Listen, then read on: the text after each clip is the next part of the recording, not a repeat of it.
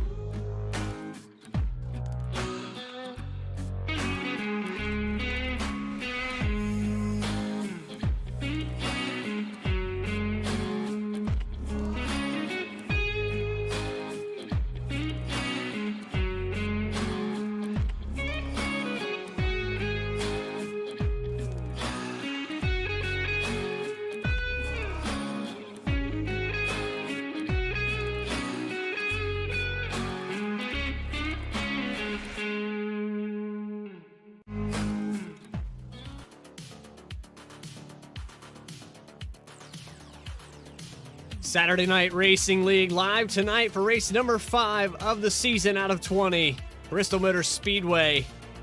And it's a hot, slick, concrete, high-banked short track tonight. First one of the schedule for SNR.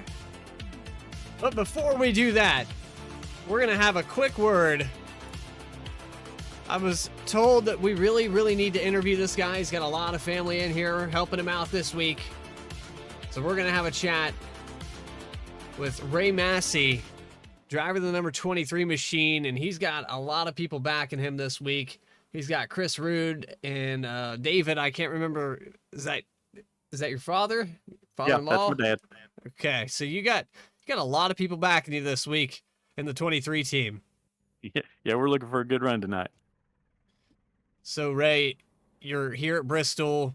You've put it in P2, which is impressive in itself. I could never get around this place.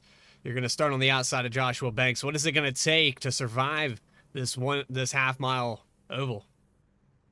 I think you got to be really smart. Tire wear is going to be huge tonight, I think. Track position is going to be huge too. So pit strategy could be big.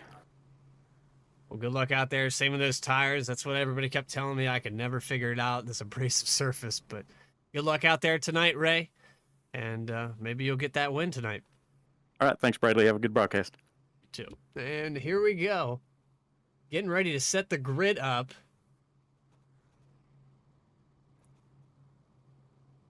Whoops. Brought the UI up. Close enough, right? Let's get that grid up on the screen. Let's get through this grid. We don't have a lot of time to do so. So Connor Horns alongside me here tonight. Live on V-Speed. Joshua Banks going to start on the pole. And Ray Massey, who we just talked to, he's going to be 1/1000th of a second off of that time, starting in second.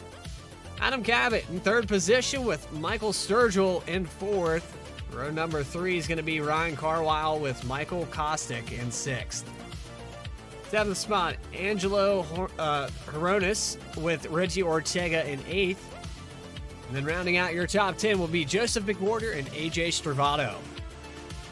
Then we're going to get outside the top 10. We got a few drivers who maybe weren't here last week for Sonoma, some who were, like Taylor Butcher Benjamin. He's looking to rebound. He's starting 11th. Andy Kurtz in the Dale Jr. machine on iRacing is 05 starting. He's starting 12th. Caleb Weekly, Taylor Swift Impala starting 13th. Jeff Wright, the man who's been hot, won the West Coast swing, but starting back in 14th, a little surprising. Travis Bieber, 15th place in the Arby's Ford Fusion. I could go for some Arby's right now. Chad Klinger did qualify 16th, but not on track. A little surprising there, so he will start from the pits, I assume. Christopher Reese in 17th. Stephen McDonald in row number 9, and then rounding out the top 20, row number 10, the 08 of Daniel Cunningham in the Rowdy Energy Ford, and Eddie Smith, who had a bad incident at Sonoma trying to rebound himself. He starts 20th as we get one added pace lap. One added pace lap, and I just want to mention Eddie Smith over on V-Speed 2 Friday night did an excellent job, so shout out to him. Excellent job at producing. I'm going to be out of the job here soon. 21st position, Tim Downey, right next to Jonathan Cofield. 23rd will be Clifton Cockrell with Justin Ritchie in 24th. 25th will be Charles Feltz with Alex Bell in 26th. Chuck Sweeting, a little out of the ordinary. Chuck starting all the way back in 27th with Eric Hutton, another unusual, back in 28th. 29th position will belong to Mark McFadden with Max Cost, and I believe Chris Rude is gridded, but he's spotting here tonight, as we discussed earlier in this broadcast. And gotta ask you here, we do it in all the BTDY races. We're gonna start doing it here, Connor. Who's your pick for tonight at Bristol? It's going to be tough to cat out the 48, but he is starting in 14th, a little surprising. I'm going to go Ryan Carwell. He's a very consistent driver. He can win anywhere, and I think he's got the consistency to win at Bristol tonight. I tell you what, Ray Massey's got a lot of people backing him up, so I'm going to go with the 23 team. Let's see if they can get it done here tonight. Pace car about to make that left-hand turn. They're going to come out of turn 3 now. Our left-hander here down that steep concrete embankment, and here comes Joshua Banks to lead him off to start this race.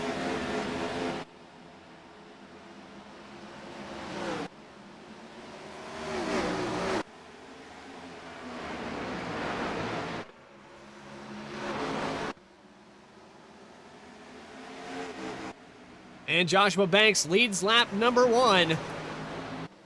Got a car already. Oh, that was the 09 that we talked about. Chad Klinger starting from the pits, so he's going to go a lap down right out the gate. Lap number 2 coming up, and Banks has not let go of that lead. A little bit of side-by-side back to the 7th position.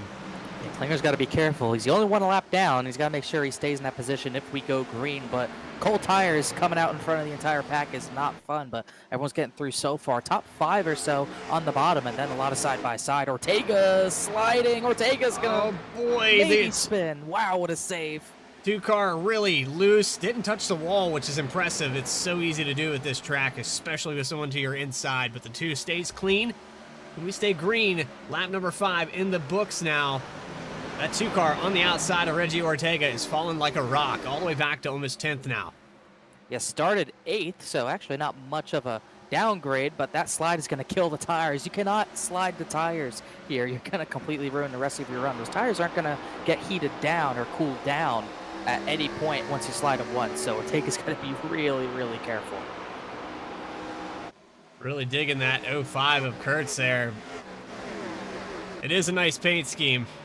It's going to be a little confusing for us seeing the 8, but that is a wicked-looking paint job out there for Kurtz. To be fair, there is no actual 8, so he might as well be the 8, but looking for a better run than I believe he had last week. I believe he was at Sonoma. He's 9th right now, looking solid. He's already up 3 positions. A few other drivers trying to go up a few positions. Look at Jeff Wright, that silver low/cobalt Monte Carlo, already trying to make moves through the field. He's up to 12th, looking for 11th. Coming up on the outside, he dives to the inside of the 10 of Taylor Butcher Benjamin, and I thought he was going to get the pass, but he slid up the track. He's making that car work. It's just not how I predicted these guys to drive down on the bottom that low. It's going to be tough to make the bottom not where it's going to be a little bit tough to make the bottom work for passing, but if you're on your own, not trying to challenge someone, I'd rather be on the bottom than the top. The top's going to really hurt your tires. It's really only a lane I would use for defending, and if you're not using it for defending and you're just running it on your own, you're probably going to have some tire wear late, so I'd be worried about Ortega and Carwell. They've been up there for a while, but I am liking the way Stravado looks. He's up to 7th and putting a gap on what I would say is as big of a pack as you'll see at Bristol, all stacked up behind the lap car of Chad Klinger, but Klinger's not any sort of slow lap car. He's just didn't get gridded in time. That's why he's there. Yeah, Klinger, for some reason, not making the grid. That was very surprising to us. He should have been in the 16th position, if I remember correctly. He's got a lot of ground to make up, though, in this race. If it stays green, because it's Bristol, that'll pretty much be the nail in the coffin for the 09. There's just no recovery here at Bristol. It happens so fast. Yeah, you're absolutely right. There's not much he can do. He's just got to hope for yellow, and also he's got to hope we don't go green too long because people might get lapped. Mark McFadden is only a straightaway ahead of Joshua Banks already, so Klinger's also got to hope he either gets it early or he can get by the guys getting lapped. Looking at the back of Mark McFadden, 71. It'll be the next car to go a lap down if Joshua Banks catches up to him. But as the laps tick away, at 35, looking faster and faster. Ray Massey, the only one hanging with him. They've pulled about 0.8 of a second away from Adam Cabot.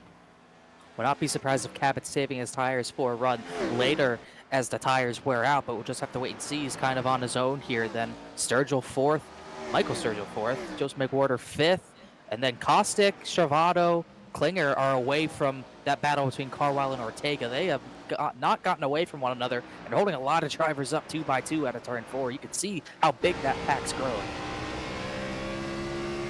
Now riding on board with Ray Massey, who's chasing down the 35. Hasn't really lost ground. I mean, I'm really impressed with the 23. He's got a crew chief up there probably telling him, save your stuff, take care of your tires. It'll all come to you. Joshua Banks has had him in the mirror for a consistent 19 laps. That pressure starts to build up over the course of a race, does it not?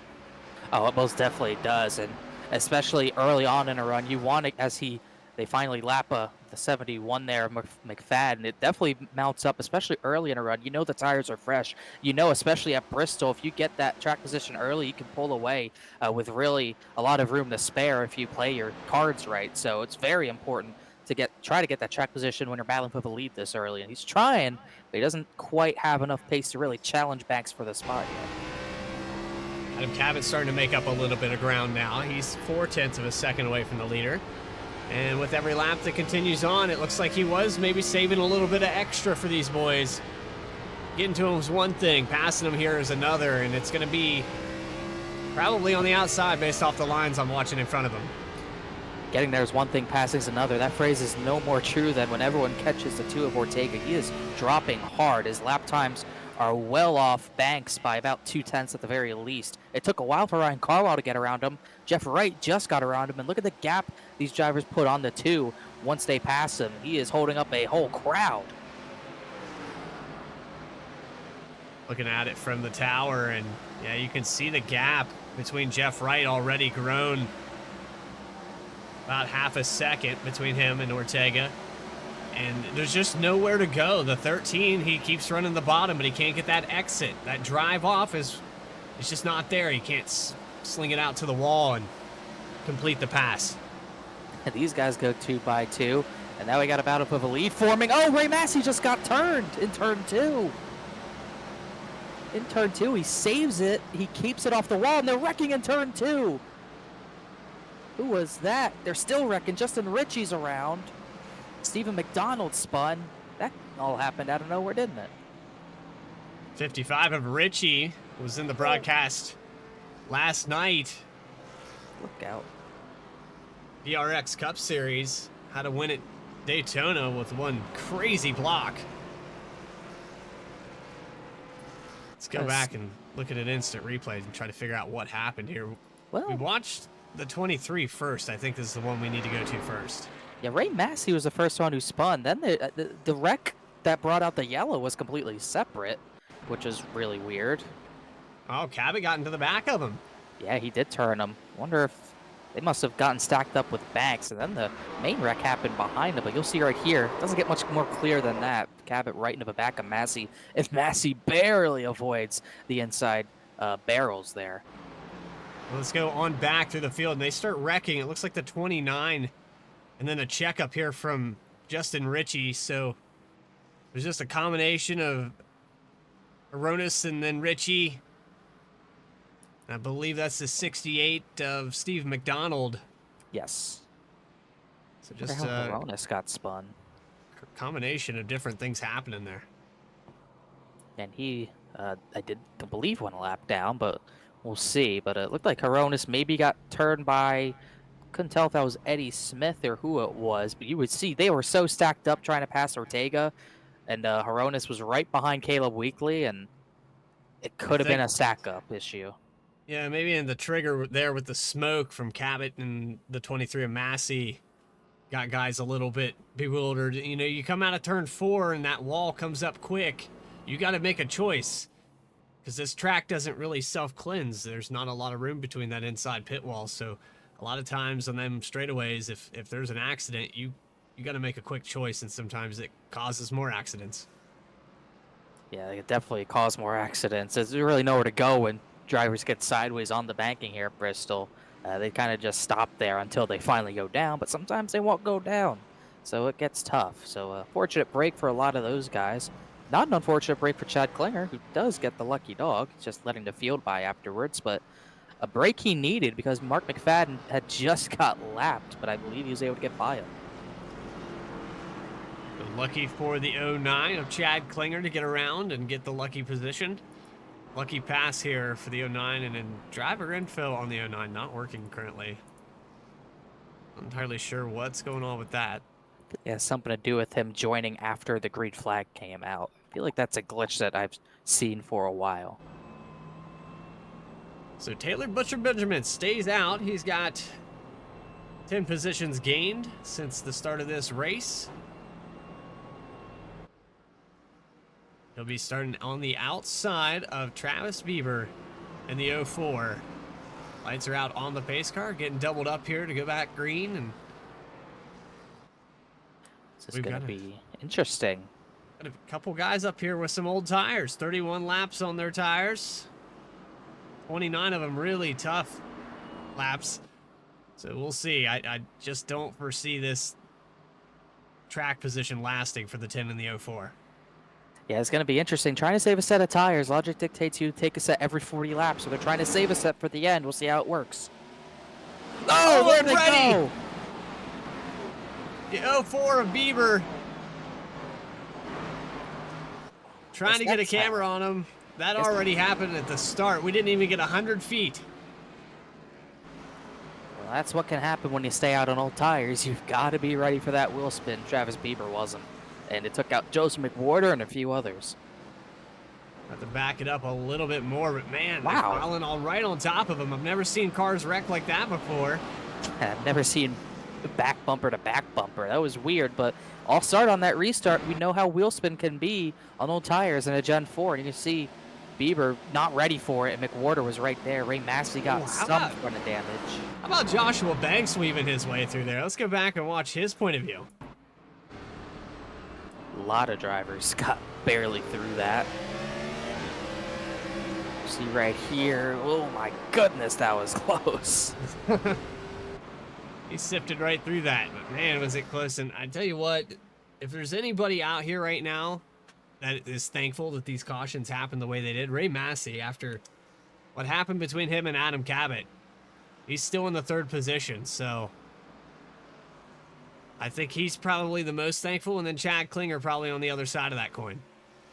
Yeah, him, Klinger, and also, it was funny because after the 17 spun to 23, Massey was able to stay near the front. I believe Cabot might have sped coming in for his last set of stops because he is at the back. Didn't really see that until now, but he clearly sped. That's a lot of track position to lose, but can gain it back pretty quickly here if you can keep your nose clean.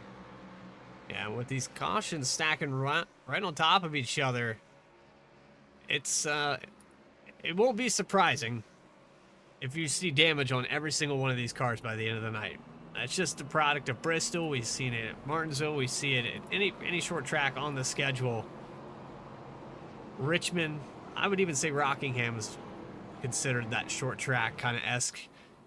A lot of cars make it out of that place without at least some right side damage. It's going to be no different today, especially with how many gyros we've already seen kind of scraping that top line, scraping that wall, whether it's exiting or entering. We've seen the 2 right next to it. 81 was up there for a little bit. It's going to be tough to keep the nose clean. As you can see, we know cautions breed cautions, and it's no different than at any short track like Bristol. So had a decent run going there. These gyros just got to get back in a groove, and the driver that's still up at the front with not fresh tires, Taylor Butcher Benjamin, got to be careful of that wheel spin so we don't have that incident happen again. So getting ready to go back. Probably double up after this time by. That's another thing, this place with the dual pit stop or dual pit roads, they take an extra pace lap because not everybody has the same opportunity to catch back up through the field. So pacing here takes a little bit longer, and psychologically that always messes with me when I'm getting ready to bring them back to green.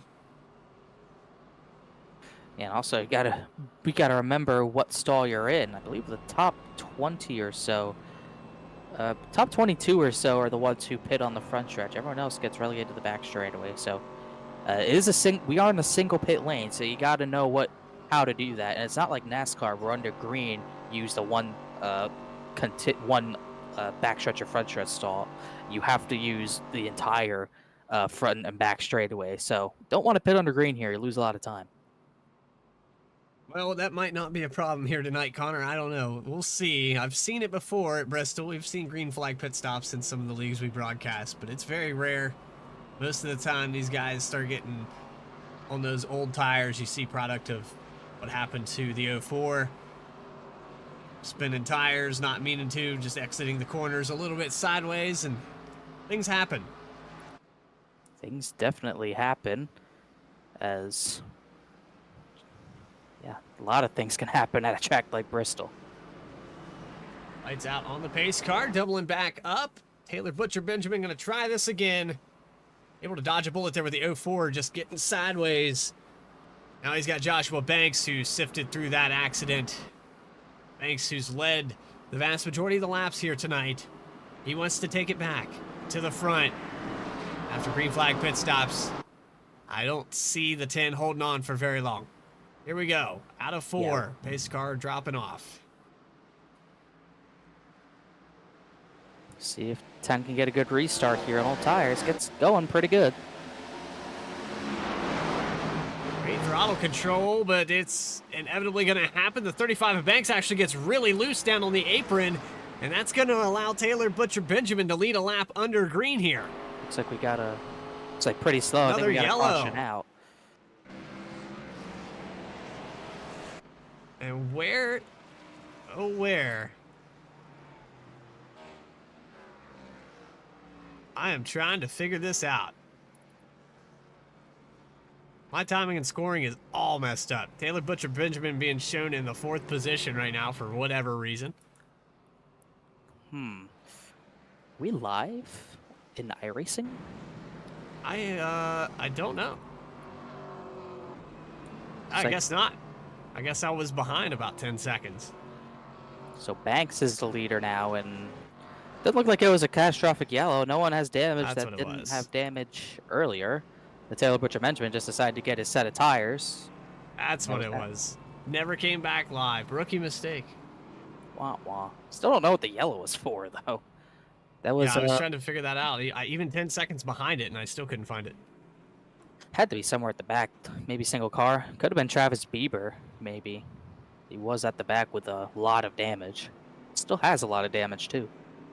Let's see if we can go back 60 seconds. Maybe we'll find it.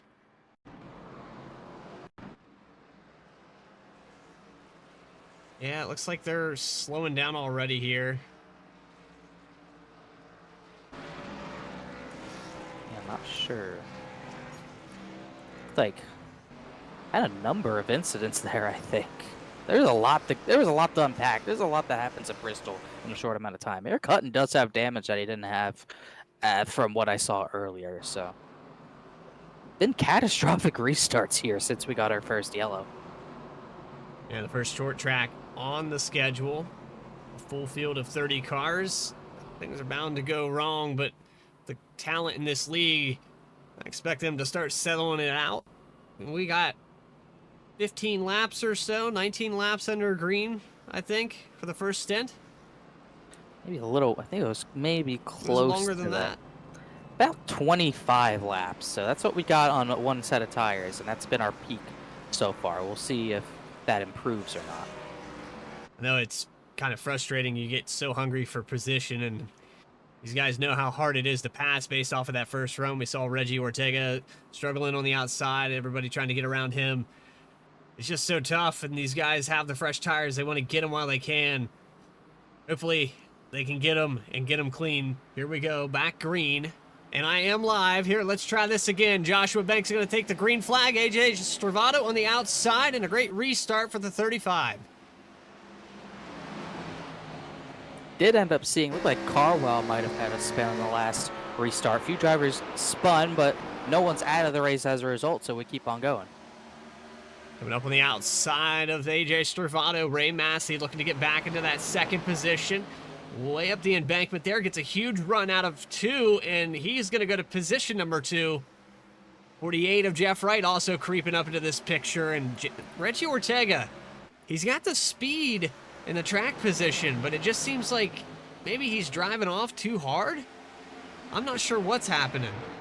Definitely could be a case of him just driving the tires off it completely, because we saw maybe he had some short run speed, but after his big slide into turn 1, he just completely lost it after that. So maybe if he doesn't have a slide like that, he can keep it up there, but yeah, he dropped like a rock when we went more than 20 laps on a set of tires. As you can see, the top 5 kind of getting single file again. Is pretty calm up there, but by Adam Cabot, 13th on back, it is not calm at all. They're almost 3 wide back there.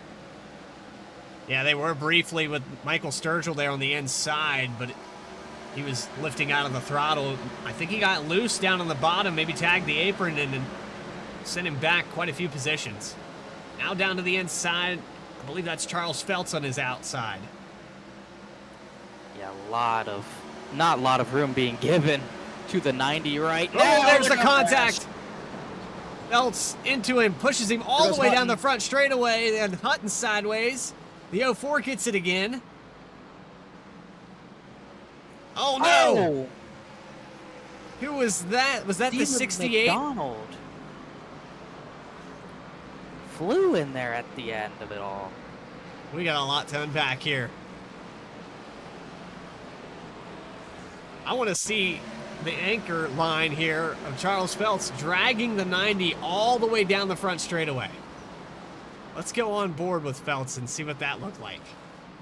Yeah, he was already pinching Sturgill, and I was pretty nervous about that happening. He wasn't giving the 90 a lot of room and was worried this could happen. You could see not a lot of room being given there, and they get hooked, and there's nothing you can do at that point. Just trying to shove him off at that point. He gets clear, pretty much no damage, while chaos ensued behind.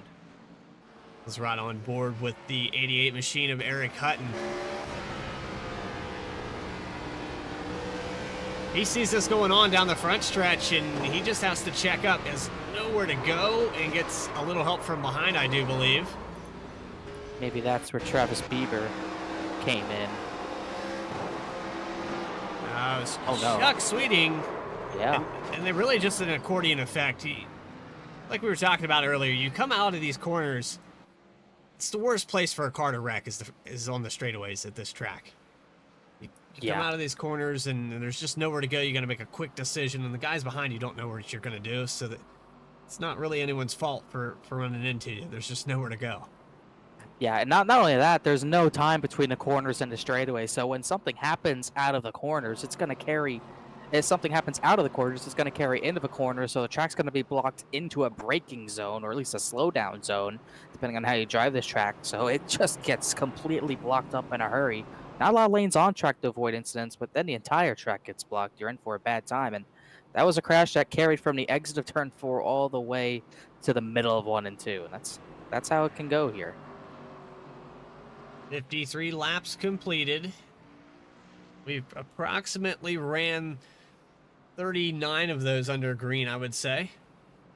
So it doesn't, I mean, it looks bad when you look at it on paper, 4 cautions, but we had a really good stint there at the start of this thing.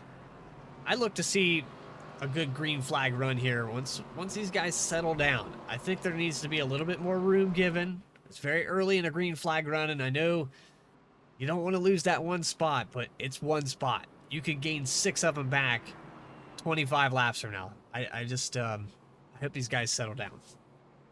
Yeah, that incident, while it was a racing deal, Sturgill and Phelps, there was definitely no give and take there for 50 laps into a 200-lap race. I think it would have been smarter for the 76. I think the 90 was clearly faster. It would have been better for the 76 to just kind of let him by and get in a groove on his own, but he really wanted to race him down into 3 and 4, and it definitely could have contributed to that incident happening, and that took out Sturgill from this race after Stephen McDonald kind of ran in there at the end. So took a lot of drivers out from this race early on. Could have been avoided. We'll see, like you said, we'll see if these drivers can do a little better at some give and take here. All right, pace car about to make that left-hand turn for the 5th time tonight. It's been really consistent here. Ray Massey and Joshua Banks back up in the top 2, just like we started this thing. Jeff Wright going to start him off as well in the 2nd row next to AJ Stravato, and Stravato gets a big jump into 1. He's right on the bumper now of Joshua Banks. He's going to clear for 2nd. See if the 23 tries to get back under. Didn't have a run to. These 3 get away. You can see that 48 once again creeping into the picture. He's clear for 4th place. Caleb Weekly in the top 5 out of nowhere. So Caleb Weekly in the 13. He was to the inside of Jeff Wright there for a moment. Thought he might get clear of him, but he's going to settle back into the 5th position. Now the 15 of Alex Bell moves up. He's going to go to the inside in 1 and 2, and another big wreck. Sweeting, Cockrell, Max Costa's in it. Taylor Butcher Benjamin. Costa's stuck there. He can't back up. We're going to go on board with Max Costa, see if we can figure out what happened here. Looks like he's out now. And now he's got to be careful. Don't back into traffic. Another incident out of 4 as well. Let's go get it back going. Oh, that happened on the back straightaway with Cockrell. Yeah, Cockrell gets hit there, and then Koskis gets dumped.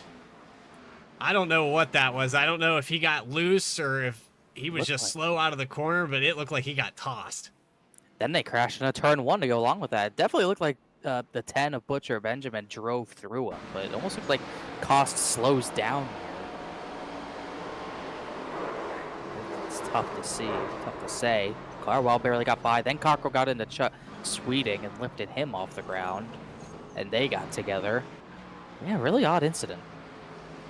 Let's go back and see what happened here with Chuck Sweeting. So there's the 40 of Cockrell and the 76. Feltz and Sweeting, I mean, he was all but through it. He was, and then like he checked up just to make sure they weren't coming up the track. He didn't get much damage out of it, so maybe over dramatic to point him out, but definitely got ran over by Cockrell trying to check up, but I don't think that'll be much damage for those drivers. I think Cockrell got more damage from the backstretch incident. Nonetheless, it's another caution, and so much for settling down, huh? We are settling way up, I would say. Chuck Sweeting did retire from this race, so he did, I guess, have a lot of damage. That, or he's just tired of the yellows, which couldn't blame him, but give and take, not happening much right now. I know sometimes it's the one thing you look forward to all week long is getting on the sim, racing with your friends, and having a good week. And that anticipation sometimes can wear your patience thin. To put it nicely, I guess some of these guys just got to go back and reevaluate. This is a 200-lap race. We're on lap 61. We still have over half of it left to go. And there's a lot of positions to be lost and gained in between that amount of time. We just got to do it under green flag. Yeah, we could get some run like we did earlier on. Could have some good racing. We saw how good the racing for the lead was getting. We didn't really get a chance to see that. But yeah, it's just give and take. Give each other a lot of room. Don't pinch someone to the bottom. You run the bottom, I'll run the top, and we'll give each other room, and we'll be able to get away pretty good with a decent race here. Like you said, we got about 137 laps to go once we go back green here. There's no reason we can't go fully green. No reason we can't go fully green. Everyone just kind of bides their time and pays attention to what kind of hole their car can stick in and what they can't. But everyone's got to use their head, and we'll see if they can on this restart. Top two stay the same, Banks and Stravato. All right, doubling back up. We're going to try to take the green flag for the 6th time this evening. The 35 of Joshua Banks is on the inside of AJ Stravato, so we've had a little shuffle back and forth. Stravato got to the inside on a good jump on Massey that last restart. Jeff Wright, he's been creeping back there, but he hasn't really made any jumps or moves. He's just sat back in the 4th position. We'll see what happens on this restart. Pace car pulls off. Here we go, back live and racing. The 35 down to the inside and turning 1, and it looks like Stravato got a good enough jump that he was able to drop down in front of Massey that time. Sure did, and Massey just didn't go at all. Jeff Wright is likely going to get that 3rd position away from the 23. Massey fighting hard on the bottom. They're still side by side. Alex Bell's trying to find a way by, but I think the 48 might get him here. Yeah, it's looking like Massey's going to lose a position. Bell into the wall trying to get around the outside. That's kind of surprising. I thought Bell had a good run there. And now down to the inside. He's still got the run. A little pinch there for the 23. Cofield in the wall, excuse me. Weekly really slipped up off the bottom, and they were 3 wide. That could have been much bigger, but Cofield's fine. Into the top 10 he goes. Also, trying to see who that was. That was who I thought it was. Adam Cabot's back into the 7th position after his speeding penalty. Trying to find a good camera in this Soup Bowl is tough. We're trying to get all the action we can in here. Let's go back to the 88 of Eric Hutton, who's running in 12th position after being caught up in that last caution. Here he comes back to the front. Climbing his way up with a lot of right front damage to boot with it, but he is back up to 12th. Eddie Smith's got similar damage in front of him in 11th, so you can already see the attrition rate picking up with how many drivers are getting big damage from these incidents.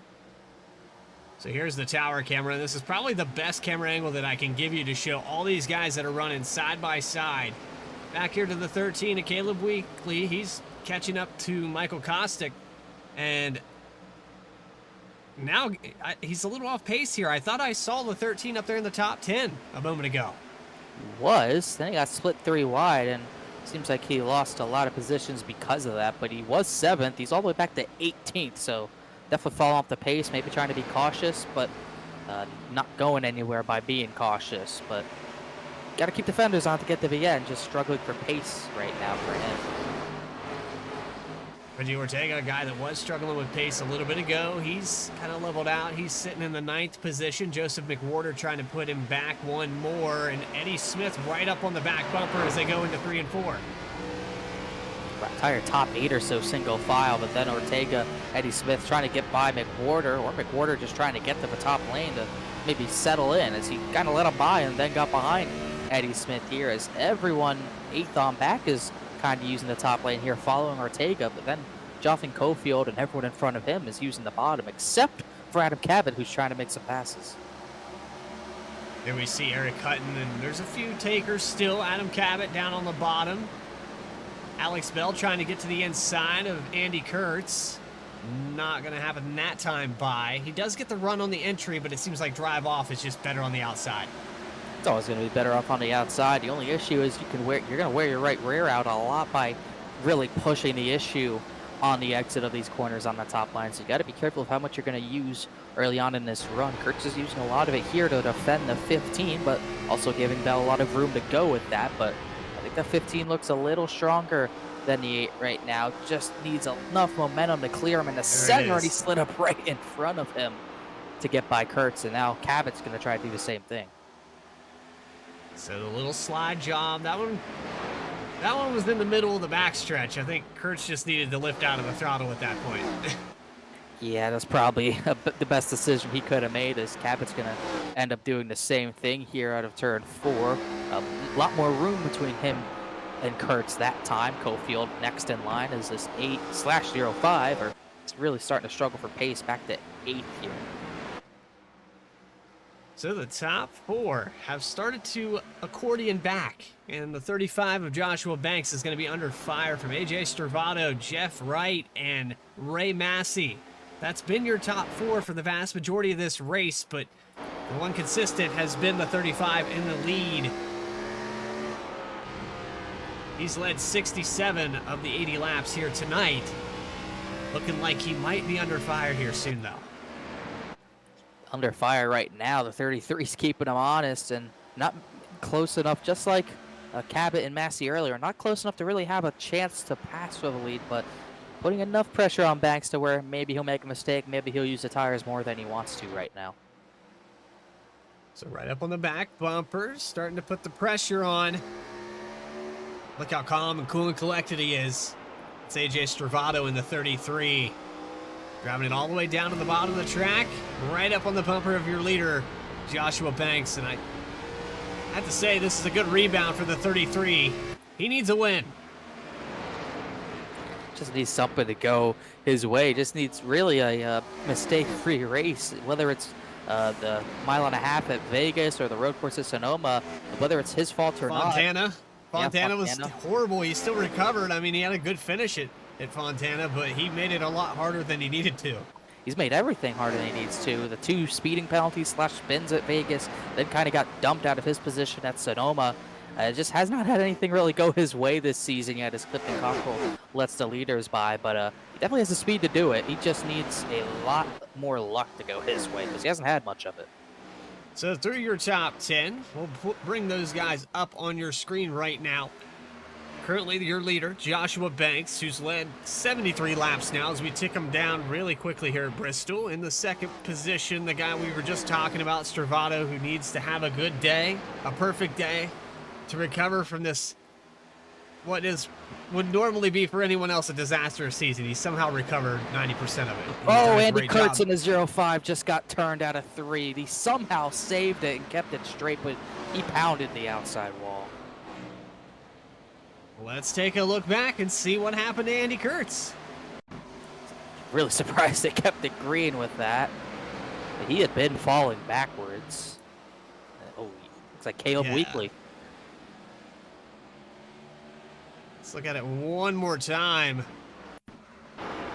Not missing much. Cabot did get by Bell, but you can see Kurtz was falling back really fast and was tenths off.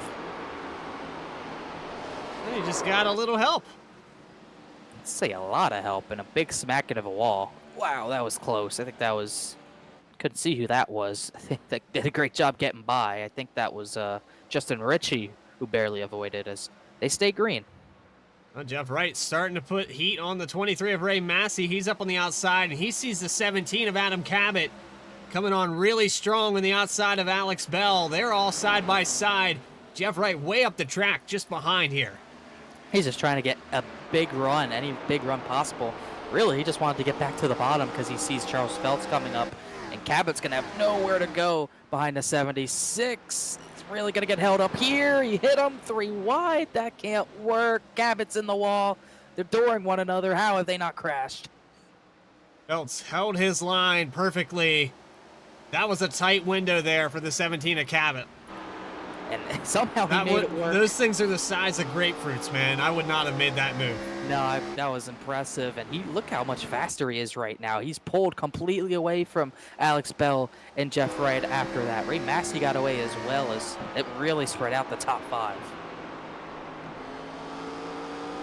Riding on board with the back of Adam Cabot, and you can see the distance. It really put on Alex Bell. They'll recover that momentum, but I think the biggest loss there was for Jeff Wright in the 48.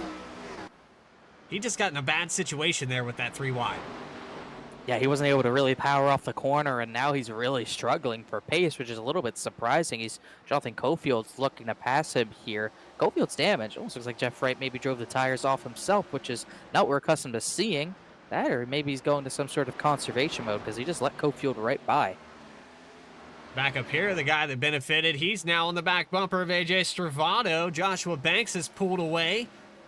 Massive lead, 1 second ahead of the 33 of Stravado, and Ray Massey's looking to get around him. And this is the best thing right now for Banks. If Stravado can stay out there and not have the pace to stay with Joshua Banks, he could really hold these guys up. But Massey and Cabot look so much faster right now. Oh, Uh-oh.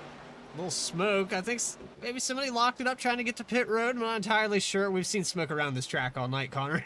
Yeah. We shouldn't even be triggered by it anymore, yeah? Track was clear. That's all that matters. This battle's not clear. Stravado's going to the top to try to defend and keeping Massey at bay for now. Really exactly what Joshua Banks wants to see. Adam Cabot loving what he's seeing as well. Banks is loving this the most, but he's got some lap traffic to contend with here very soon. So it might all cancel out here very soon.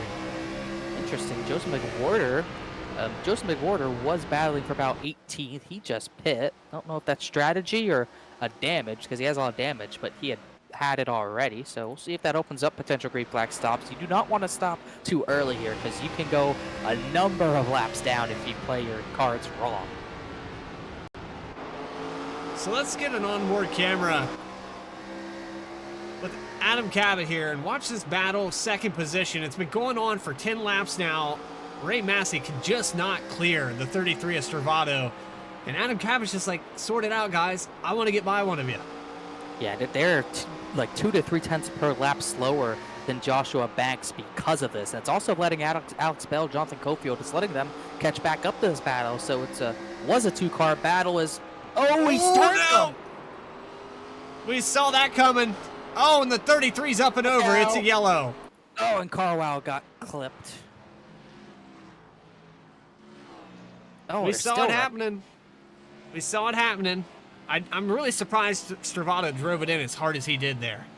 Yeah, oh my goodness, look out. The rest of the field coming in. No clue where Tim Downey and Carwell are. Downey just trying to get it back turned around. Stravado came over the radio. He's already claimed that one.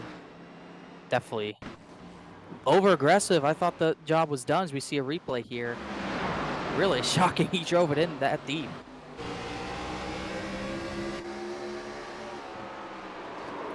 Over to the back of him there. Then that's Alex Bell who put Stravado on his side. If Wright somehow sneaks through that as far back as I think Jeff lost quite a few spots. He was back to 9th. So he's going to get a little bit of a bailout here in this situation. Not sure how Downey got spun and all that, but that brings that interesting battle to a also interesting close as everyone who hadn't pit gets to pit now, led by Banks on the pit road.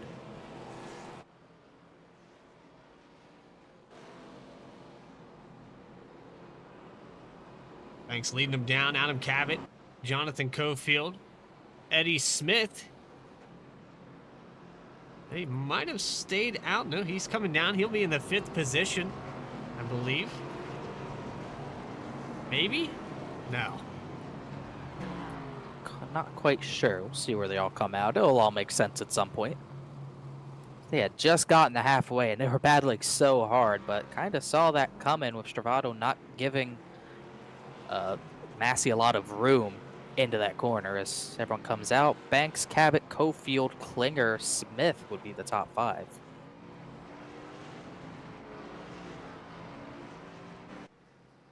The 76 of Charles Feltz is going to go back down pit road. He's trying to get some damage fixed, I do believe. Joshua Banks, Adam Cabot, Cofield, Klinger, and Smith. Yeah, I was right. Smith is in the top 5. It's going to kill Joseph McWhorter tonight. He already had damage, but he had pit before the yellow. He was 3 laps down. He's going to have to take the wave round to get back to 2 laps down. 73 is looking pretty clean. He's got a little bit of right front damage, but nothing too major, especially for being here at Bristol. I tell you what, we've had all these cautions. We might not get another opportunity. We're past the halfway point, so I'd say for this next green flag run, I think we just bring the noise. That's we very well might just have to. We might not get a lot of opportunities to do so. You're absolutely right. So need to get it in while we can. Joshua Banks, Adam Cabot, Jonathan Cofield, Chad Klinger, and Eddie Smith, your top 5. Michael Kostek, Ray Massey, Jeff Wright, Reggie Ortega, and Eric Hutton, your top 10. Doubling up. Getting ready to try it again. Race recap. 2 lead changes, 6 cautions. We're going to go green for the 7th time here this evening at Bristol Motor Speedway. Saturday Night Racing League. It's going to get loud, folks. I hope you're ready. Get your fingers on those volume switches right now. Pace car pulls off, and it's time to bring the noise here on V-Speed. Brought to you by Harpoon Design.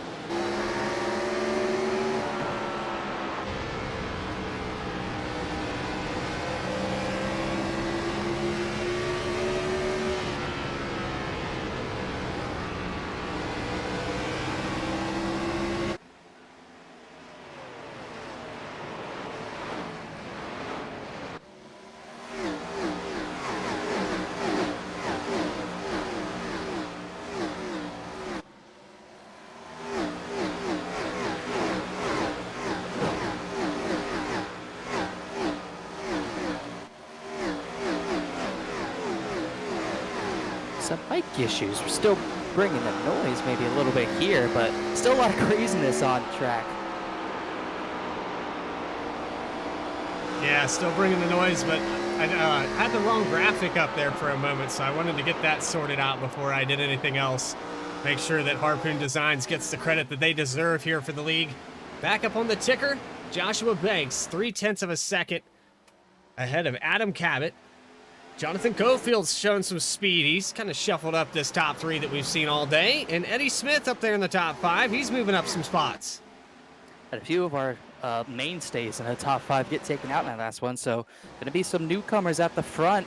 I'm really looking at Adam Cabot. He looks to have the long run speed to win this race, but no one's able to pass the 35 on track quite yet. I think he's the one to do it. Joshua Banks has had speed this season, had one just slip away at Daytona.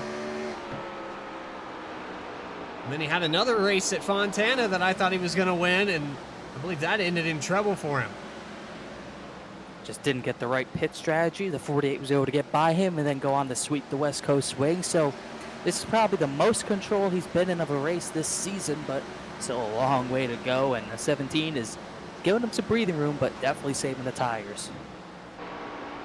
Interested because Jonathan Cofield with that left front, it doesn't seem to be affecting him at all. This new damage model on these Chevrolet Impalas seems to be pretty lifelike and true. Bristol, not an aerodynamic track, and as long as you don't knock the toe out of the front end, you're good to go. I would definitely agree with that, as you see Eddie Smith trying to get that top line going. He's really the first one of the front runners on this set of tires to get the try in the top lane out, as Cabot's kind of stacking Cofield up on the bottom, so he's trying to get some clean air on the nose. 122 laps in the books here. Joshua Banks has led the vast majority of them, 110 laps led. It's been a tough one, though. Finally, some green flag laps. It's looking a lot cleaner here. I think they've cleaned it up, Connor. We'll have to see right now. Looking at a few battles on track right now. One that just ended. Michael Kostek and Jeff Wright. Wright's back up to the 5th position. Ray Bassi, even with the damage he got from that incident, he's now going to pass Kostek for the 6th position. Chad Klinger, he's been on a rebound since he missed the initial start. He's almost going to get the position of Kostek as well. Yeah, Klinger is starting from the pits all the way up to 8th now. Lucked out with the lucky dog. Gets back up into the top 10. Now looking at maybe a top 5 as the 09 goes to the inside of Kostek for the 6th spot, or 7th position, I'd rather. Going for 7th. Kostek with some nose damage, but still a solid run so far, as Klinger trying to make the bottom work much better through the center. then the one of Caustic should get that move done. I would say this time, maybe through 3 and 4. Tougher radius in 3 and 4, a little bit different from turns 1 and 2. He's able to make it work. Well, that battle subsides. Battle for the lead, sort of heating up. Banks still has it, but a lot of action behind Reggie Ortega and Eric Hutton. That's probably the biggest pack, sort of single file that we've seen on track right now. And Stravato's at the very back of it after his penalty. Yeah, the 33 making it hard again. We talked about this up there in the top 3, but he'll recover. Hopefully see him back up in the top 5. He's just got to remember that 23 owes him one. He's also got to remember that you got to, before you finish first you must finish, right? I mean, yeah, that's the golden rule. It's been different every week. It's pit road entry at Vegas. It's maybe battling too hard out of the corners at Auto Club, banging doors with someone. Sonoma, it's getting turned up the hill. Here, it's turning someone, being a little over aggressive on entry. Really 4 separate instances out of putting him behind the 8 ball in every one of these races so far. And don't get us wrong. Let's make clear, any AJ Stravato fans out there, I will be the first to admit that I am washed at the iRacing service. And that's why I'm in the booth. So, Adam Cabot, going to be in second position.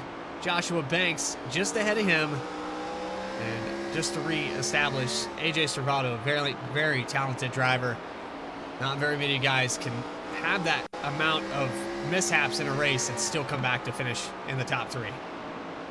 We'll see if that's just another case of him recovering. He's got a long way to go, and the laps count down pretty quickly here. So if he wants to get back close to the top 5, he's going to have to start going. Definitely slowed his progress. Maybe some engine damage hurting him. He is a little ways off the pace of the leader, Banks, right now. Actually, saying that, no, he really isn't. He was a little faster last time by. So pace is still there, just needs a lot of help track position-wise. Yeah, Klinger now trying to... I believe he's getting around the outside. I'm not sure if that was Ray Massey he was passing or if Ray Massey was to his inside for a moment. This track has started to rubber up, and that's changing who's fast and who isn't. We haven't really seen that develop yet in this race. Now we're starting to find out who has the long run car. Yeah, Klinger made the pass on the outside. Now he's trying to get by the lap traffic of Charles Feltz as he marches towards the front. As the battle for the lead is the closest it's been tonight. Side by side, Cabot got under Joshua Banks. Side by side into 1 and 2. Banks is going to hold it up on the outside. We've seen this time and time again. That run that the outside gets, now able to drop back down and defend. Lap traffic going to be a factor here very soon for the 35. Yeah, Kurtz and Cost have been running sort of the bottom to middle, so Banks is going to have to pick a lane and hope that they don't run it, because if he gets held up in the same lane, then Cabot's going to try to make the move and use the lap traffic as a pick, as Banks is going to get pinched here. It's going to be a tough pick, maybe 3 wide here. Cabot thinks better of it, backs out of it, but that's still right up on the bumper of Banks. Cabot has just been ballsy, for lack of a better term. He's just going for it. This is bringing Jonathan Cofield into it. Really surprising a little bit to see Cofield up here. He started 22nd, and he's into the top 3, and keeping up with these two while they battle through lap traffic. Meanwhile, Eddie Smith is falling back, and looking like Jeff Wright and Chad Klinger are the ones who are trying to pressure him into a mistake and try to get by that 11th FedEx machine. Wright had the look. Now Klinger's going to look to the inside of Jeff Wright.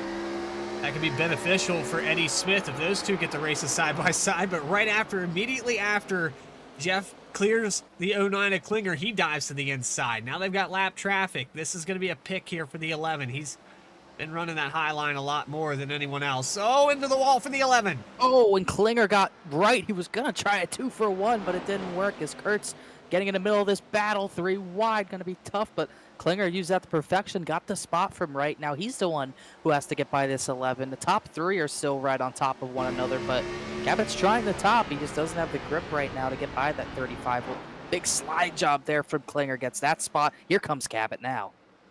Down to the bottom, and I think that's where it's going to... Oh, and a yellow is out. Turn 1, trying to see who that was around. Maybe Stravato again.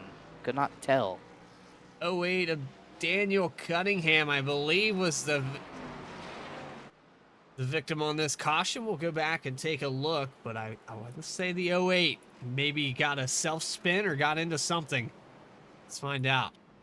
A lot of these drivers should take another set of tires here, I would think, because we'll see what happened to Daniel Cunningham. Rowdy Energy 08. There's Alex Bell. He's trying to get by. He gets into the wall. Stravato turns him, and then Travis Bieber turns Stravato into checkup.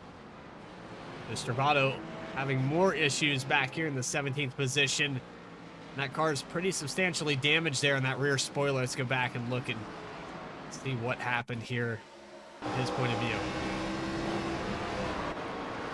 Not much you can do there. Kind of got us in a Arby's Rowdy Energy sandwich. Arby's Rowdy Energy Old Spice sandwich. Sounds like a hangover cure. Old Spice was the meat in the sandwich. I don't know if that would really work, but it's what's done is done, and he was a part of it regardless, as he'll have to recover from another incident as pretty much the entire lead lap field pits for, I believe, their third set of tires for the most part. Joshua Banks leading them down. Adam Cabot, who just hasn't had the answer yet to get around this 35. Nobody in this field has found the answer to get around Joshua Banks thus far, so he's going to lead the vast majority of laps. Still 135, and we're 148 into this race. Coming down to crunch time. If you thought the cautions were kind of frequent before, and that looks like Cabot might have won the race off of pit road. He did not. Wow, that had to be extremely close for him not to get that. It is the green cones, and that #1 pit stall really played into Joshua Banks' favor there. Yeah, he got him, barely, all because of that top pit stall. Go back and watch it one more time here with the slow motion recap. You'll see the 35 of Banks, and that's just, oh, that's crazy. That cone, if it was a foot further out, I don't think he would have won that. No, he wouldn't have, and it pays off to qualify at the front at almost every track, and Bristol's no different. That keeps the 35 in the lead, and that could have been a big momentum shift if he didn't keep the lead there. You know how tough it is to pass here at Bristol tonight. I don't know. I've seen Banks, he's tough, but I don't think that he's experienced the dirty air like everyone else has, so it might have been just a complete shock. Like, this is probably the weirdest comparison you're ever going to hear to this, but it's like taking a goldfish and throwing it in nice cold water. It's just a shock. It debilitates you. And these cars are no different. You just go into the corner with dirty air and it doesn't want to steer. It throws you completely off your game. Makes you drive it different, and you can use up these tires a lot quicker if you're not used to it. And these drivers are going to have to really be careful to not use these tires more than they're going to need to here. 50 laps to go on this restart. They should all have a set to use, but you don't want to use it too early or too late, or just at the wrong time in general. It can make the difference. Joshua Banks gonna lead us off for the 8th time here this evening. And green flag waving up in the air. We're back live and racing at Bristol. Banks gets a decent start. Now Cofield to 2nd position on this jump. Cabot really was sliding out of into turn 1, and that's why Cofield got the spot. Now he's trying to dive back to the bottom to get the spot, but don't think he'll be able to do it. Cofield shut the door out of the corner as Klinger and Massey go side by side. Ooh, I saw that 17 get right up on the bumper. Thought maybe there's going to be a little bit of bumper love as they go into 1 and 2, but still clean and green. Eddie Smith has his hands full right now. He's got a whole bunch of cars trying to get around on the outside. Oh, and he's loose on the bottom, chased it all the way to the door of Caustic, but the one Impala gets the spot as Ryan Carwile once again coming to the front when it matters the most. He gets up to the 7th position, even with some left front damage. He's got speed at the end of this one. So Banks able to sneak away again. He's got a big lead. Oh, Eddie Smith, big crash. He finally crashed, and he's going to take out a number of trucks this time, cars this time.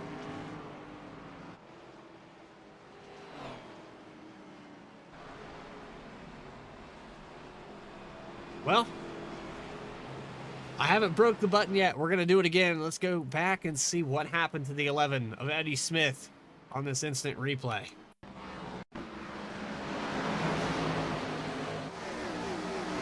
Gotta see here. We saw he was kind of stuck on the bottom. To get loose? No, he slides up in front of Ortega. Oh, and Hutton had a hard hit as well. Another Maybe incident Travis Beaver was involved in. We can get a better angle of this from the 2 machine of Reggie Ortega. He's gonna get a hood full of the 11. I think the 11 got loose and just slid. Well, maybe he thought he was clear. I don't know that he got loose. He just might have been moving up there. The other angle showed more of a wiggle, but it definitely could have been a situation where he saw he had the gap and tried to make it work. But the way the front ends work in the closing rate the top has on the bottom out of the corner of Bristol, that just does not work. It almost looked like he tried to fill the hole, but that was not going to work. And carnage ensues behind him. Big wreck here on lap 156, bringing out caution number 8 of the night.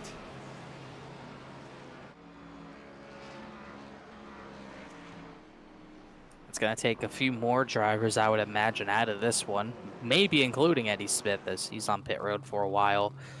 Looks like Hutton, it really looked like Eric Hutton took the biggest hit of all that. He got totaled after Caleb Weekly locked it up, trying to avoid, and had nowhere to go but into the side of Hutton. So attrition rate, even with over 40 laps to go, it is starting to pick up more and more as we go on. Well, we're going to take a quick commercial break here on V-Speed Saturday Night Racing League live at Bristol Motor Speedway. We'll be back right after this.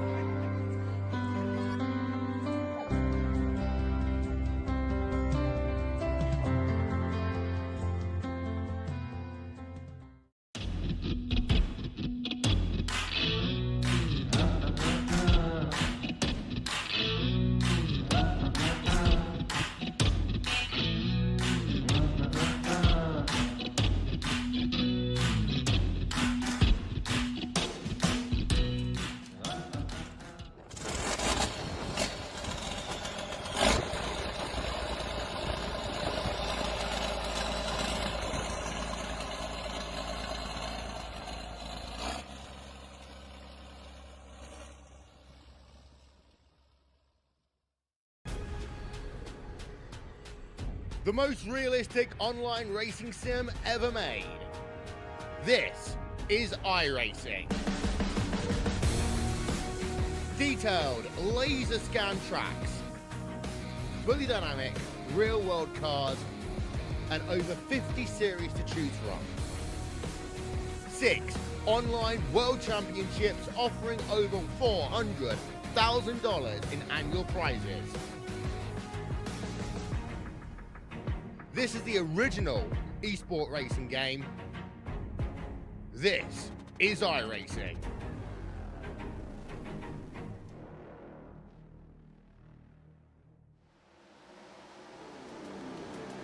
So back to you live, Bristol Motor Speedway for Saturday Night Racing League. Joshua Banks still your leader. Chad Klinger works his way up into the second position.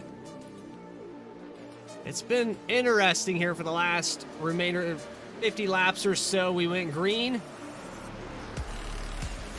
Ryan Carwile really turning up the heat, huh? Yeah, he came out of nowhere. Two guys in the top three right now who have had a heck of a comeback. Carwell involved in a few incidents, and now he's back up to third. And then Chad Klinger, who didn't even start this race on the grid, started from the pits, went a lap down, got the lucky dog, and now he's run up chasing down the leader who's led this entire race in Joshua Banks. Can't forget about Adam Cabot either. He's been solid all night, but just like everyone else, has not found a way by that 35. Carwile running that kind of middle groove, keeping Adam Cabot back there, and that's kind of been the secret to keeping Cabot at bay. Joshua Banks was able to figure that out. And right there, another big run from Cabot, but just not going to be able to do anything with it. A little pinch here from the 81. That's a big pinch right there, giving Cabot nothing to work with on the bottom. I think he knows he's faster, so trying to pull it off with stops to keep him behind him. Cabot just a little better on exit than the 81, even on the bottom line. Side by side as they exit two, and just not enough yet, but maybe a couple more laps. You'll see the 17 eventually get by. What a move there. He was completely sideways, took all that momentum, now slides up. A little door touch here on the 81.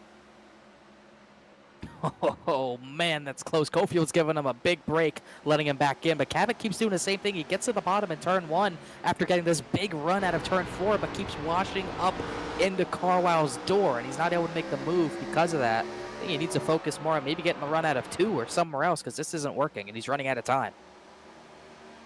Battle for the lead is heated up big time. The 09 down to the inside of the 35 of Joshua Banks. Nobody's been able to get around this 35 under green, but another try there for the 09.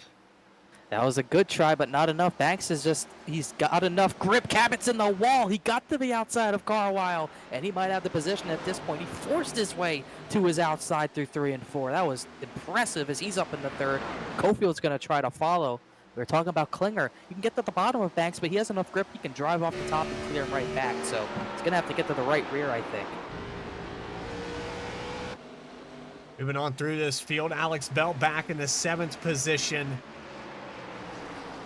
He's had a pretty good race. He's up 19 spots here. The biggest mover of the race tonight goes to Alex Bell in the 15, but we're not done yet. We've still got 23 laps to go to get around Bristol Motor Speedway, and it's heating up. You can tell these guys want one more spot, one more position, and most of all, somebody wants to beat this 35 car. He's dominated this race so far.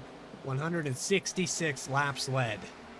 I honestly think if someone could get him, it'd be Cabot. I'm not sure if Klinger can get him, but the two that are in the top three behind him right now are definitely the best bets, I would say. But Jonathan Cofield has speed as well. He's really hooking the top, getting as close to the wall as he can, trying to pass the 17. But this battle for the lead is still just a little bit closer as Klinger, here he goes, trying the over-under. He brushed the wall a little bit there in the entrance of 3, and I think that broke his momentum as he touches the back. He touches the back of the 35 just there. You can see he's trying a different line, trying to get a run off the corner to maybe get a move under the 35. He didn't think that was working, so he goes back to the bottom, trying to make something happen. I wouldn't dare bump someone. These bumpers, you can't really bump and run anyone. It's really a spin and, a dump and run with the way these front ends line up. Trying to get to the right rear. He might be able to get it here, not enough grip. Trying to get back on the throttle, and he could tell immediately that it wasn't going to work. Now dives to the inside. I think these guys have the speed if they could just get around the 35. He's doing a great job on defense right now. Way up the track, though, here in 3. Let's see if he can hold it. He does. These two are battling hard. The battle for third is catching up to the battle for the lead. Cabot and Cofield, they're catching the leaders while battling, but neither driver will have a chance if they keep battling like this, as everyone's driving a different line at this point, trying to make something happen, but Klinger's starting to lose a little ground. Back here, Ray Massey was running to the inside of Jeff Wright. Jeff Wright, our 3-time winner in this league. West Coast sweep. Back to 8th position here at Bristol, though. definitely maybe a wake-up call for the 48. Dominated when we went to the West Coast, but not much doing. Cabot and Cofield made contact trying to get by Mark McFadden, but they get by cleanly otherwise as Cabot gets a bit of a gap for that position as Banks starts to pull away. So just over 10 to go. The laps tick away so fast at this place. Cabot's had company. Michael Kostick trying to get around the lap machine. The 71 of Mark McFadden, the 81, still holding on to the top 10. He's in 6th.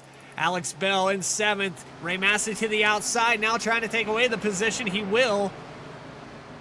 How about the drive by Massey? Started up there in 2nd. He fell back. He was outside the top 10 at one point. Now looking to go for the top 5 with 10 to go. Jeff Wright just trying to make positions up. Spun McFadden hard into the inside wall. Back into traffic in front of Stravato. No caution yet. They're going to stay green through all that. That's going to really shuffle this top 4-5 cars. Not so much them, but the 6th position back to a 10th has changed tremendously with that accident right there.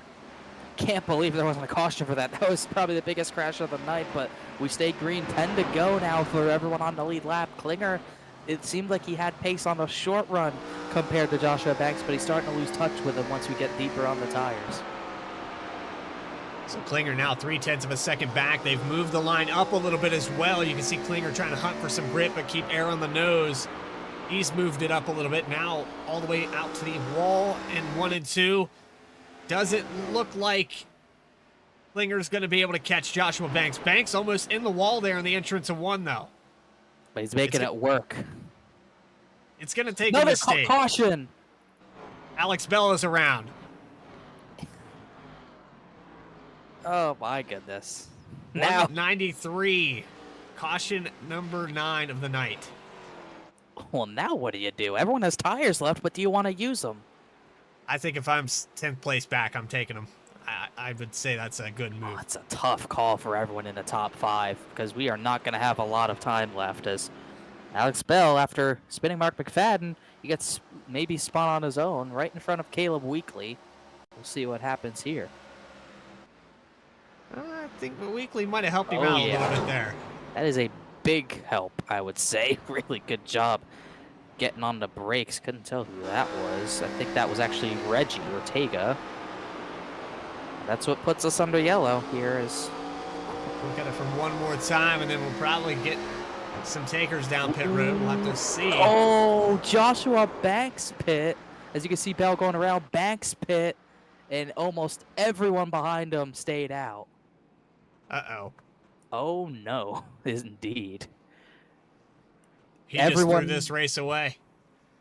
Everyone was faking because with the commitment cone, you can kind of commit to the orange cone and pull back onto the track. Everyone did that behind the 35, especially Cabot. Cabot faked him out hard. So 2nd through 7th pit, then Carwell, Jeff Wright also pit. You know, Wright, Ortega, but Banks, I think Banks just threw this win away. But he had no choice. I don't know. That's such a hard situation to be in. Yeah, I wouldn't want to be making that call. No. But I tell you who did make that call for him, the 23, Ray Massey, the crew chief, the spotter up there. They probably said, hey, look, these guys are committed. Stay out. Go back out there on the track. He might have been faking or flirting with that commitment cone. They said, we're going to stay out there. We've got enough cushion here. We might be able to go up there and make something happen. Adam Cabot's going to stand in the way. Chad Klinger, these are the guys that have been running 2nd position to the 35 all race long, and suddenly he's nowhere to be found. Unfortunate for the 35, and again, we wouldn't want to make that call. That's a difficult situation to be in. Yeah, it's definitely not the situation I'd want to be in because, you know, the pace slows down so much from old tires to new tires. Chad Klinger's fastest lap was a 14.8 on this run. He was already a second down on that, so it's a second difference, old tires to new tires. Plus, this restart, everyone's going to be spinning the tires, and you don't want to really deal with that. It's hard to not want fresh rubber for the end here, but you're also going to have only 2 or 3 laps left on that fresh rubber. So is he going to be able to use that from where he is? I'm trying to see where he is restarting. He is restarting in 6th, which really is not bad, but is it enough time? 2 laps enough time to do anything? And these guys are going to make it very difficult. You'll have to put your nose in a place that it normally wouldn't fit. You're going to have a lot of speed. Lights are out on the pace car. Chad Klinger, Adam Cabot, Jonathan Cofield, Michael Kostick, and Ray Massey all on old tires in your top 5. And then it's Joshua Banks who's led the vast majority of laps. Can he get back to the lead, or will Jeff Wright, maybe the 81 of Ryan Carwile, will somebody else find their way up front? It's Bristol, baby. Here we go. Back green flag racing. One more time. Oh, Cofield spun him. Banks is by them. They're wrecking behind. Ortega got spun. We're going to go into green-white checkered territory. And that is not what the drivers on old tires want to see. No. Nope. This situation, this spin at the restart line kind of shaped this whole thing up. We saw a tail end of that happening. Let's go back and take another look at it. Yeah, more restarts is not what they want to see, because Banks is going to be able to pick them off if they keep wrecking like that. First driver I saw around was the 2. You can see Carwell taking evasive action there to not go into the back of Massey. Oh, and Ortega hit the brakes and Horonis wasn't ready. It could have been a lot worse, though. These guys got gathered back up relatively quickly.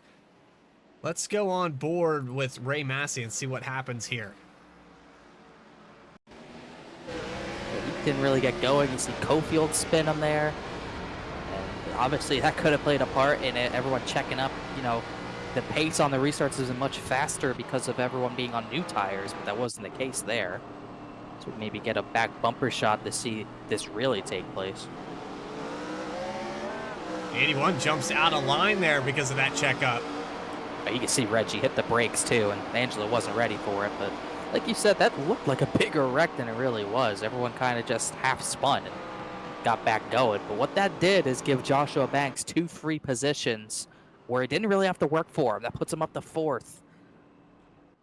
Yeah, Jeff Wright gets 2 spots, I believe. Maybe 2 spots. I'm not exactly sure. Was Wright in the 6th or 8th position on that last restart? No, Banks was 6th. I believe Jeff Wright was 8th. So they both go up 2 positions here. Cofield is going to pit from 5th. That is surprising. Are these guys maybe running out of fuel with this green-white checker? He's just not going to make it? Don't think that'd be the case. I mean, they just pitted with 50 to go. I'd be shocked if they were low on fuel. I think Cofield thought that he spun the tires so badly, he's not going to be able to survive. So he thought, I might as well get tires now. It's a lot of track position to throw away late, though. He had a solid top 5 run tonight, but does put Jeff Wright up to 5th. So Joshua Banks, Jeff Wright going to start side by side, and it's going to be another product of old tires versus new. We've got 3 of them left. Chad Klinger was able to get a good restart. He pulled out a little bit ahead of Adam Cabot, but we're going to have to try it one more time. We're going to go back green for the 11th time here tonight at Bristol Motor Speedway. We've had a variety of everything from self-spins, guys pit maneuvering each other, to just plain old green flag racing that was pretty fun to watch there for that 40-lap stint we had it. Yeah, it's been, the racing once we've had it has been nuts, but if we get 2 green flag laps to the end here, it's going to be the craziest thing we've seen yet, because there's probably 7 drivers who can win it right now, just based on the craziness. People on tires, people not on tires. I think anything could happen at this point as Klinger picks the bottom, likely trying to keep Banks pinned in behind the 1 and the 17. That could be a good move. We'll find out.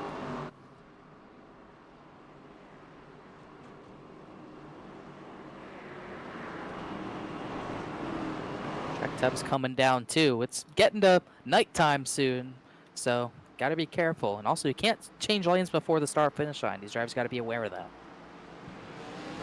So back green flag one more time. Klinger gets a great start, and he pulls out ahead of Adam Cabot, but it's Banks and Jeff Wright side by side. Excuse me, Kostick side by side with the 48, but Now a drive to the bottom. Big run for the 35. He's going to get there. White flag's out. He's got the grip. Klinger can't fight it. Jeff Wright's trying to chase him. I don't think he can. Into 3 and 4. It looks like Joshua Banks made the right call. We doubted him, but he's going to get it done.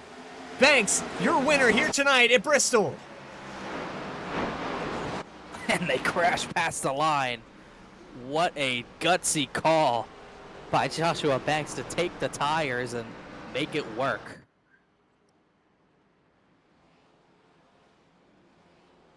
It's an incredible finish to an even more incredible race. We had a variety of everything here tonight. Almost lost my voice at some portion of this broadcast. Tell you what, though, Joshua Banks didn't lose his cool. He gets it done here tonight. Leads 183 laps, most importantly. He leads the last one. And he's going to put himself up there in the winner's column. What he thought he could have done there at Daytona, he does at Bristol here's this evening. Congratulations to Joshua Banks. He was just unmovable all race long, really.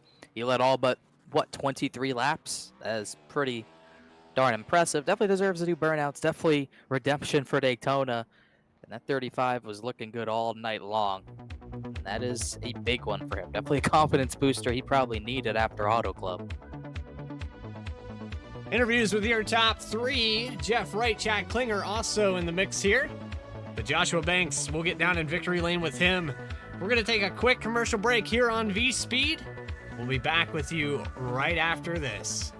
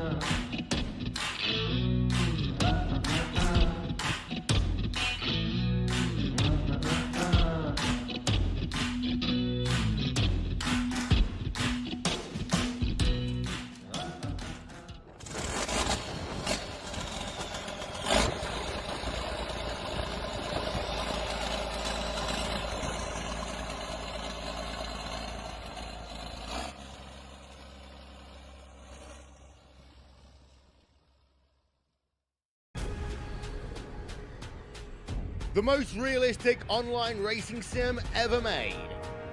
This is iRacing. Detailed laser scan tracks, fully dynamic, real world cars, and over 50 series to choose from. 6 online world championships offering over $400,000 in annual prizes. This is the original esport racing game. This is iRacing.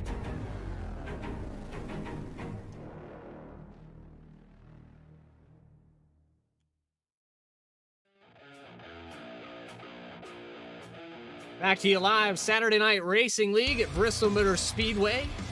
We've completed 200 laps, 100 miles around this half-mile oval. The guy on top is Joshua Banks. Looking for our top 3, we've got Chad Klinger down on pit road with Connor Horn right this minute. Take it away, Connor. We do have Chad Klinger for an interview. A very somewhat up and not really somewhat. It was an up and down day for you, Chad. You started from the pits, went a lap down, got the lap back, climbed all the way to the front, eventually got the lead, through pit strategy, but seems like he just lacked a little bit of grip and maybe could have used without that last restart at the end. Chad, what happened there? Yeah, it was really disappointing that I had to start from the pits. My VR kind of quit on me, so I had to reset that. But yeah, I had a strong car today. Um, I did start from the back. I got that lap back, and I just started moving my way forward. And yeah, once I got the lead, once I saw him pit at least, I thought, man, this is going to be great. But yeah, that last caution that we had, that would have been great if we didn't have. I would be talking to you a little bit later for the winner, but overall, it was a good race. Congratulations on Banks for the win. Yeah, he definitely had a strong car. He led a lot of laps tonight, but like you said, maybe a little bit of surprise when he pit. And obviously, a lot of you guys opted to stay out. Then the restart kind of messed that up. Was your plan the entire time to stay out, regardless of what the leader did, or was it one of those situations where you're doing what he did? It was basically going to be doing what he didn't. I knew it was going to be hard to pass Banks on older tires, and I was going to be second on the restart. So do what he didn't, and if it worked out, it worked out. And unfortunately, what I chose didn't work out this time, but maybe next time it will. We'll hopefully see you making it work next week potentially. Had a great run tonight, great comeback for you to get this third place finish. So congrats to you. Anyone you want to thank? I just want to thank all the other admins, Jeff, Brian, Reggie.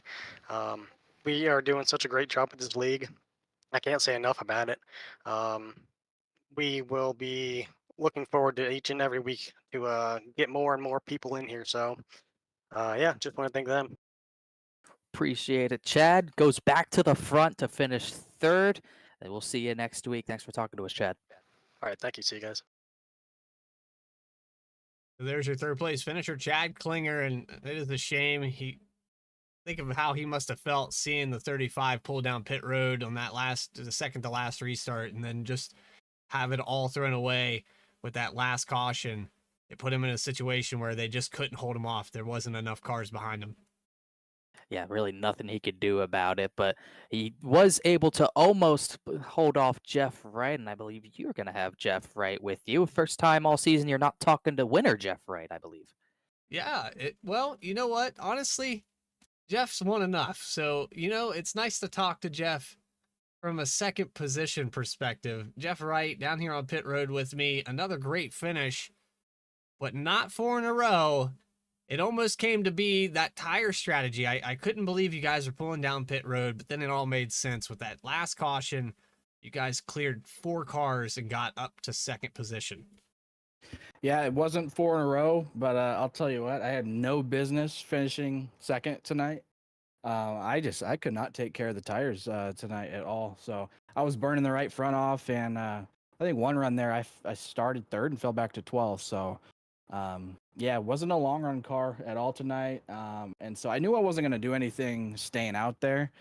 So I figured, hey, why don't we go take some tires? I saw Joshua Banks, race leader, go down and take tires, and I didn't know if it was going to work or not. But once we came off pit road and I saw where we were starting, I thought Josh was going to go in the race. I thought the tire advantage was going to be so significant that he was going to win. And, sure enough, he did. A well-deserved win, by Joshua Banks as well. Dominant performance. He's a short track guy. And, hey, what did I tell you earlier in the season? I said this guy's going to win some races this season. And, I think this is the first of several this season. I think he's going to win a lot. So, but, yeah, we'll take it. P2 can't be too disappointed with that, especially with the way we ran tonight. But you're looking great in points. The West Coast swing all underneath the 48 team.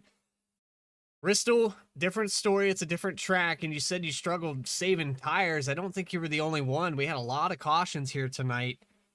Do you think it was a combination of this track just being a little surprising on the tire wear or the grip? Yeah, I think so. I really like Bristol. It's one of my favorite tracks to come to. And for whatever reason, just the way this Gen 4 car drove here tonight it just caught me off guard a little bit, I guess, compared to some other cars here.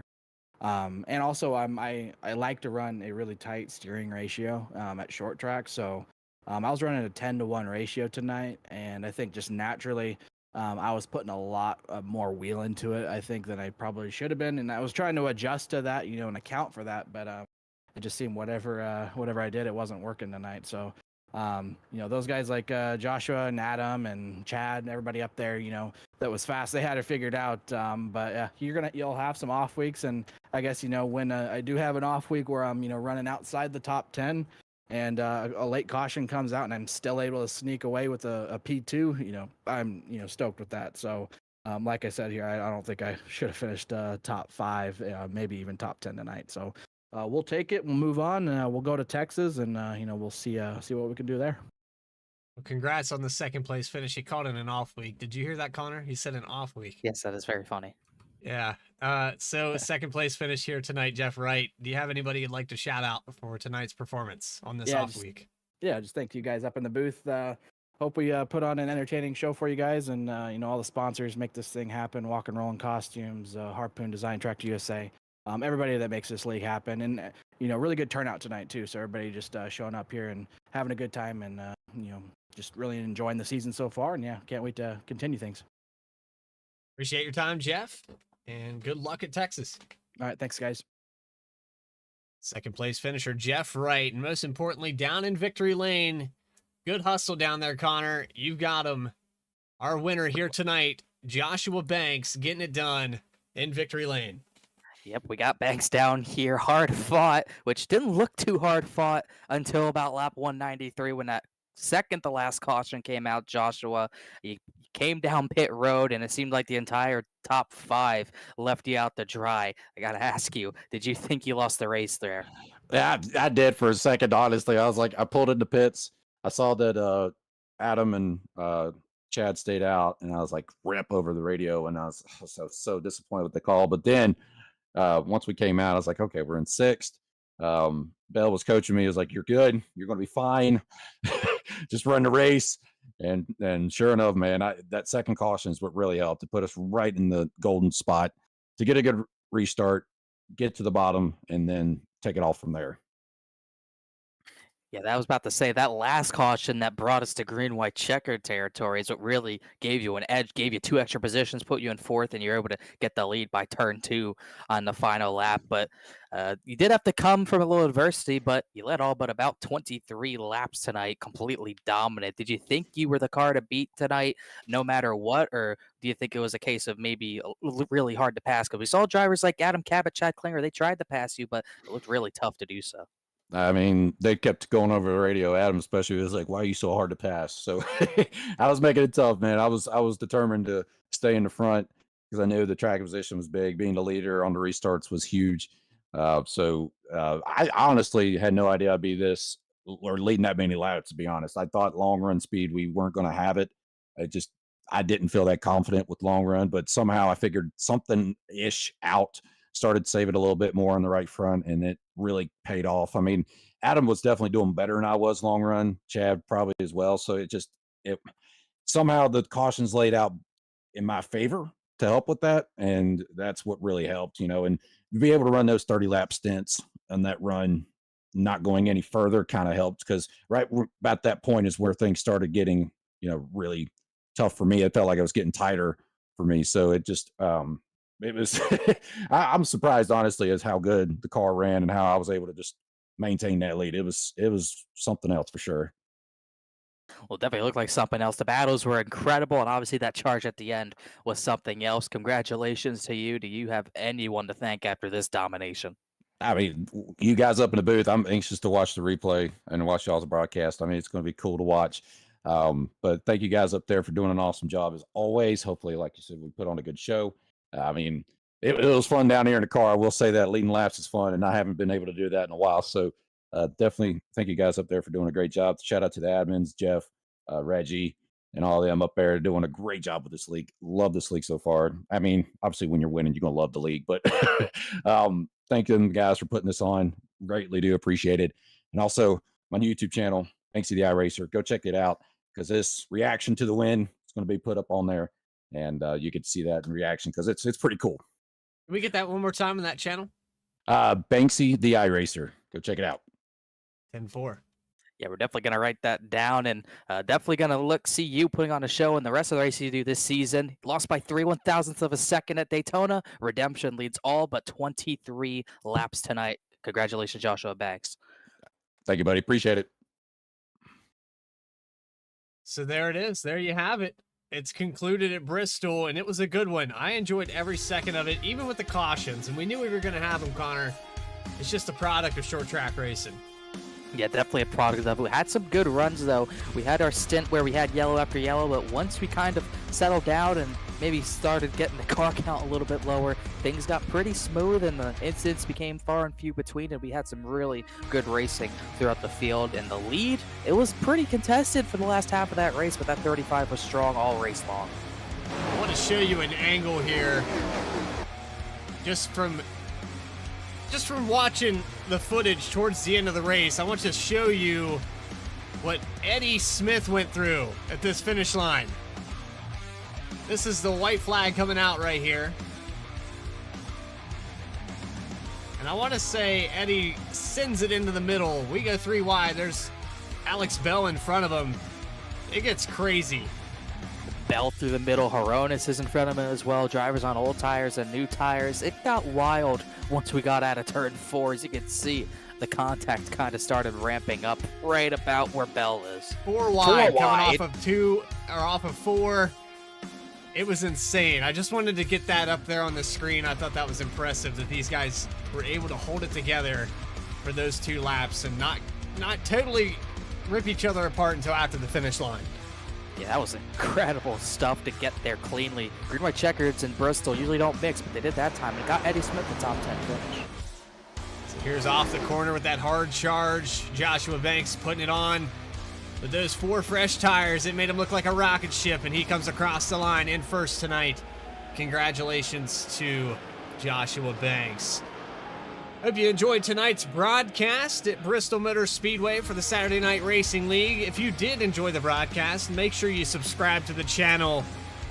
Leave that alert bell on so you never miss a single race here live on V-Speed. We've got Chicagoland Speedway on V-Speed 1. V-Speed 2, the champion. Oh man, what is that called? It's the CMS League, I know that. The Truck Series will be on V-Speed 2 at 10:30 Eastern Time. So double booked. Things working really well. And then we go to Texas for Saturday Night Racing League, race number 6 of the season. For everybody at V-Speed, myself, Adam Baker, and Connor Horn, we thank you for watching tonight's broadcast. Take care, everybody, and have a great evening.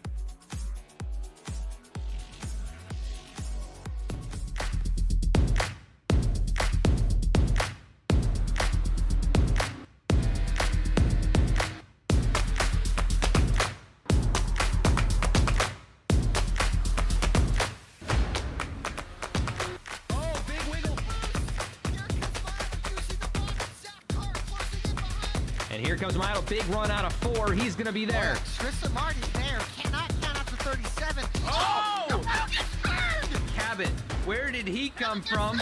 Here comes Zwack. A punch from the 33. It's a drag